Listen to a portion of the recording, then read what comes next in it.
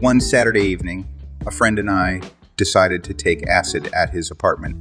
300 micrograms of LSD lay on my tongue, and we started the evening by watching a Joe Rogan interview. The one where Paul Stamets describes the psychedelic experience in the middle of a huge storm that cured his stammer. I hit play, and we waited for the acid to kick in. The first half hour was a casual build-up. Paul Stamets and Joe Rogan discussed fungi, consciousness, and the universe. But slowly, a buzz began to stir inside me. The walls shimmered, colors danced, and patterns came alive. The energy around me shifted, wrapping me in a warm embrace of love, happiness, and excitement. The visuals were beautiful, making everything around me come alive. Then, the roller coaster ascended. As the peak approached, we turned off the video and put on some music. By the end of the first hour, the music began to morph, its sound bending and contorting as if my brain couldn't quite grasp it. Reality started to twist, as if the fabric of existence was unraveling before my eyes. And that feeling, that creeping sensation of a looming bad trip, it clawed at the edges of my mind. I had very bad trip a year or so before this, and it began with a similar feeling of the fabric of reality disintegrating. But I remembered what I learned from that challenging experience. I had to let go. I willed myself to surrender, to embrace the experience instead of fighting it. It was an uphill battle. Walking became an obstacle course, each step a negotiation with a world that seemed determined to dissolve around me. Finally, I collapsed onto the sofa, but it felt more like merging with it. Body boundaries blurred. Where did I end and where did the couch begin? I was losing all physical senses. The world was disintegrating, slipping through my fingers like sand. I knew panic was lurking, but a deeper understanding rooted itself within me.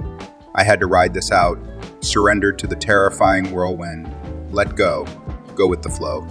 I tried to focus on my breathing, inhaling deeply and exhaling fully.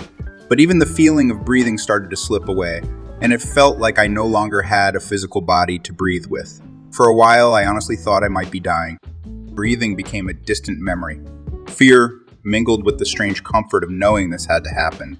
My body, my identity, my memories, they all slipped away. It felt like dying, yet in that dissolution, there was an odd sense of peace. Then, poof, everything completely fell away, leaving pure bliss. I was the epicenter of existence, pure consciousness intertwined with the universe. Time ceased to exist. It was an eternity and a blink simultaneously. As I gradually returned, the secrets of the universe unraveled before me. How this world, this reality, was constructed from the foundation of consciousness became crystal clear. Yet, as my body slowly regained its presence, so did the concepts I once held, being a person living in this world. But here's where it gets surreal. I felt like I was returning as Joe Rogan. It was visceral, feeling the weight of being a celebrity, a podcast host, a comedian, a father. I fully accepted that I was him. The lines blurred, and for a moment I was certain of this new identity. Then, like a sudden shift in the wind, reality came crashing back. I wasn't Joe Rogan. I had merely been watching him on YouTube. My true self resurfaced, flooding me with joy and gratitude for life. It felt like a rebirth into myself, a return to reality that was as beautiful as it was overwhelming. But that sensation of being someone else, of being Joe Rogan, it was so vivid, so shockingly real. It made me ponder the interconnectedness of consciousness.